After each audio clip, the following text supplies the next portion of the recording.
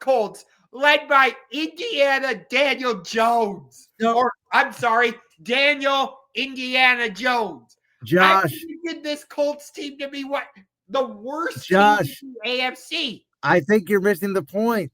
I try to tell you, Daniel Jones was not as bad as you made him out to be.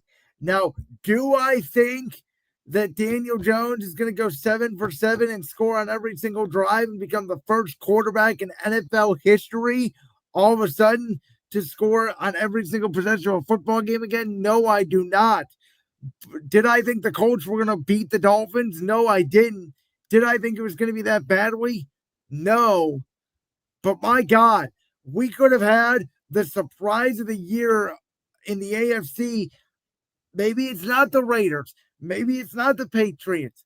Maybe it's the Colts. Or maybe it's the Jags. Both of those AFC South teams looked really good to me. A lot better than Houston looked, I'll say that. Yeah.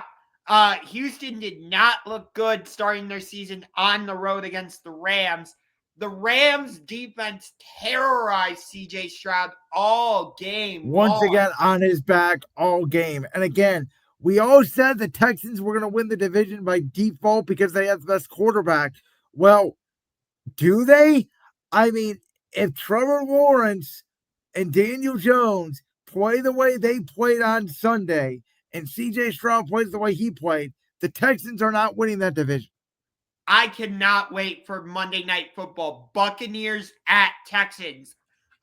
Spoiler alert, I have this game really high in my top 5 games to watch list. I think this is going to be a fascinating game. I don't understand. And again, I know, Josh, you're not big into gambling. I don't understand why the Texans are 2.5-point favorites. To me, that should be flipped. I know it's in Houston, but I like Tampa.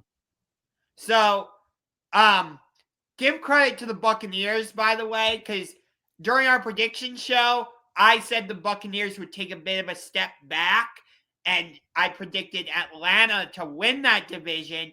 And Baker Mayfield said, you can take that opinion and shove it. Well, Baker did regress for about a quarter. He started 0 for 5, and Michael Penix got that quick 50-yard touchdown to Bijan Robinson, and it was like, Tampa. And then all of a sudden, the Bucs just find another great rookie wide receiver in Emeka Egbuka out of Ohio State. And, he already works.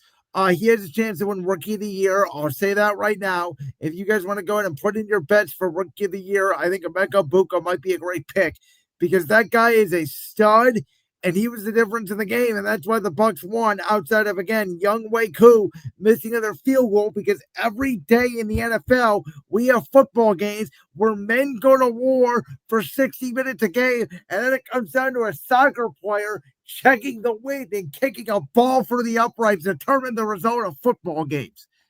Wait.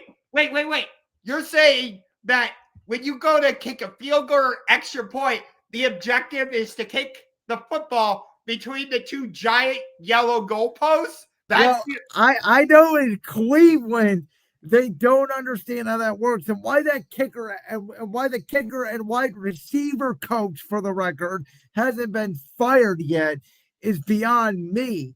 But whatever. I'm sorry, but he deserves to be kicked straight into Lake Erie. And I feel like if I did it, I would be more accurate than him.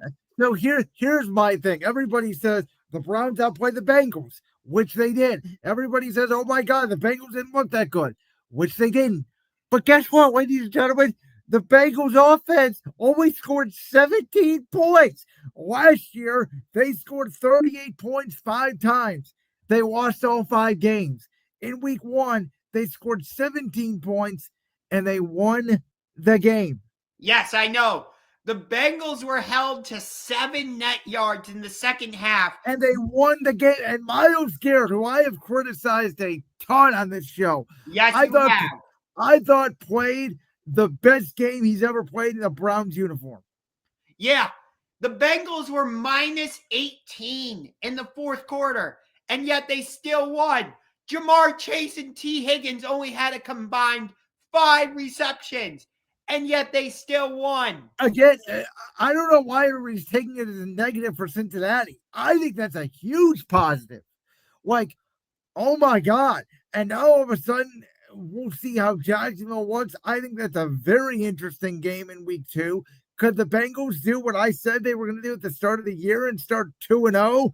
And what if, by the grace of God, Joe Flacco comes back to Baltimore and upsets the Ravens, and the Bengals start 2-0 and the Ravens start 0-2?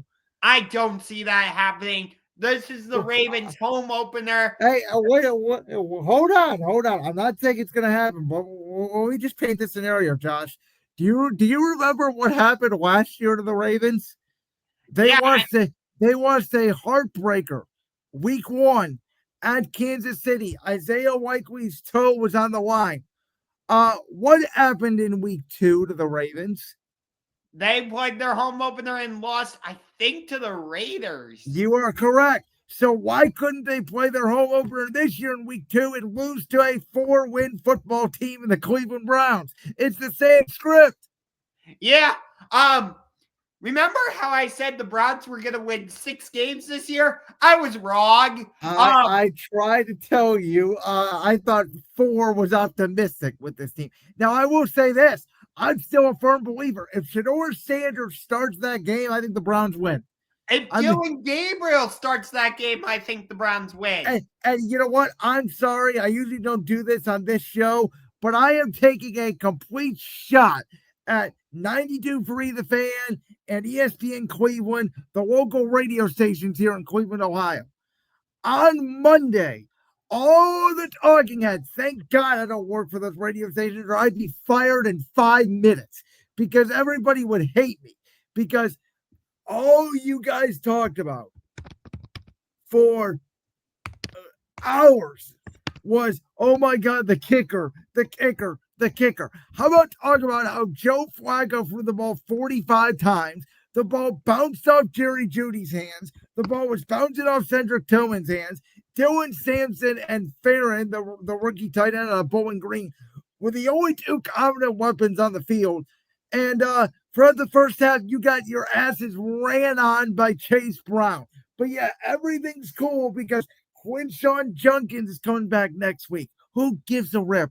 Oh, and by the way, your baseball team is only 2.5 games out of the wild card, yet all you want to talk about is a kicker. Give me a break. I know. But here's a hot take. And I was saying this even before the game on Sunday. Joe Burrow is overrated. So by overrated, so I think he's a top 5 quarterback in the league. I would take Lamar over him. I would take Josh Allen over him. I would take Patrick Mahomes over him. I would take Justin Herbert over him. Oh, no. Yes. Justin Herbert has never won a playoff game. I would still take him over Burrow right now. Oh, come on. And if Bo Nix continues to play the way... Oh, come on. You are not going to take Bo Nix. You didn't even mention my guy, Jalen Hurts. Hold on. In the NFC side, I was just talking AFC. Okay. In the NFC side, yes, I would take Jalen Hurts over him. I would take Jordan Love over him. Hasn't proven a thing, but yeah, Joe Burrow's been to a Super Bowl, but yeah. I would take Matt Stafford over him. Matthew Stafford, to me, is the most overrated quarterback in football. He had 1 good year with the Rams. That's it. I liked what he did with the Lions, but granted... He didn't do anything with the Lions. He never even won him a playoff game. But he didn't make the playoffs. So Joe Burrow, with the worst offensive line in the Super Bowl era, got them to the Super Bowl. Then last year, he goes 9-8 on a team that had literally the worst defense in pro football modern history, and you say he's overrated. You know a big reason why he did that? Guess who he has? Jamar Chase and T. Higgins. Is that his fault? Of course he has those guys. It helps to have good receivers. Ask Jalen Hurts. Do you think Jalen Hurts is overrated? He has A.J. Brown, Devontae Smith, and he doesn't even throw to either one of them. Yeah, that was hilarious on Thursday, by the way. We will talk about that, by the way, when we get to the Super Bowl. I am ready to unleash on what I saw on Thursday night.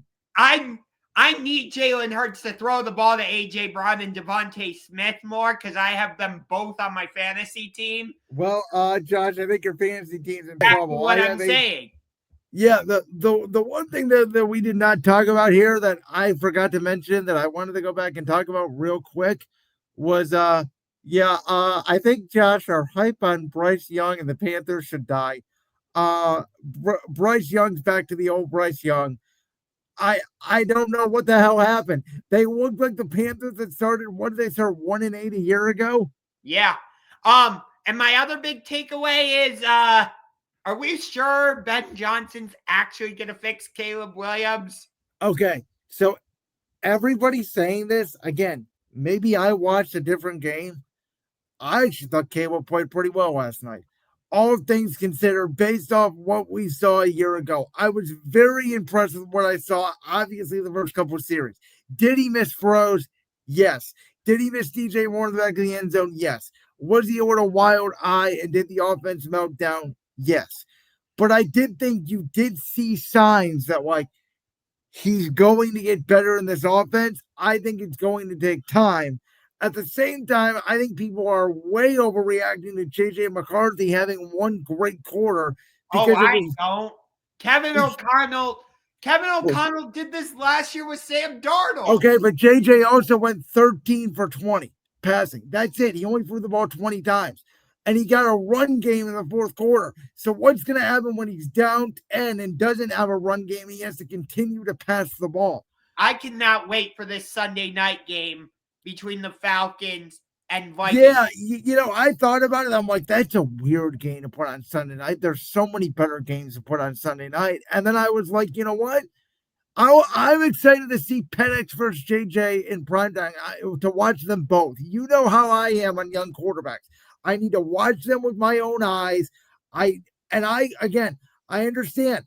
I have higher expectations for JJ because he has an offensive coach, because he has all these weapons. It's the same thing for Caleb. I'm just saying, I think JJ had a really good quarter. I want to see him sustain it. I think Caleb showed me good signs. He just needs to maintain it for 4 quarters. So here's my thing. I'm not saying Caleb and Ben Johnson together is a complete failure, but it just seemed like at times throughout that game, from my perspective, they were not on the same page about what they wanted the offense to be. And I agree with that. But again, is some of that just maybe it's been Johnson's first game as an NFL head coach? And it's so hard to face Brian Flores and that defense in your first start. Well, for Caleb, it's if we're gonna say that it's fair. Then we're giving Caleb Lawrence the Trevor Lawrence treatment. Then, if we're gonna say, Matt Eberflus was Caleb Williams as Urban Meyer, that's fine by me. Then let's give Caleb a full year here. The Bears have had 3 different head coaches over the last 2 seasons? The Bears have a new era every single year. And this year, they went out and they got offensive linemen and they drafted more weapons. They have every weapon in the world you can think of. The bigger concern to me for the Bears was I like Dennis Allen as a defensive coordinator. He's obviously a terrible head coach, but very good defensive coordinator. Yeah, don't ask the Saints about Dennis Allen. They couldn't stop the run in the fourth quarter, Josh. The Vikings were getting 10 yards to carry.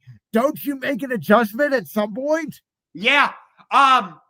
So let me ask you this, because we both said that based on what they did against the Lions on Sunday, the Packers stamped their ticket to win this division. Do you think that the Vikings could emerge as that team that pushes them? I mean, they could. If Chicago falls off and Detroit falls off, yeah. But I think it's going to be more learning curve for J.J. McCarthy. With that being said, they could start 2-0, and who knows? I mean, they did win 14 games a year ago. Yeah. I told you, I don't know what to think of the Vikings. I don't think their roster is amazing, but they just find a way to win games. Yeah, and when they get Jordan Addison back, I like that wide receiver room of Adam Thielen, who they trade for from the Panthers, Justin Jefferson. Thank God he had a big game because I needed him to win my fantasy football matchup after what Lamar did. Funny story about this. So in my work league, right, I'm down 120-35 going into Sunday Night Football. The person I was playing was done. I still had Lamar, or excuse me, not Lamar. I still had Derrick Henry, James Cook, the Ravens' new kicker, Loop, and Caleb. And I came back and won.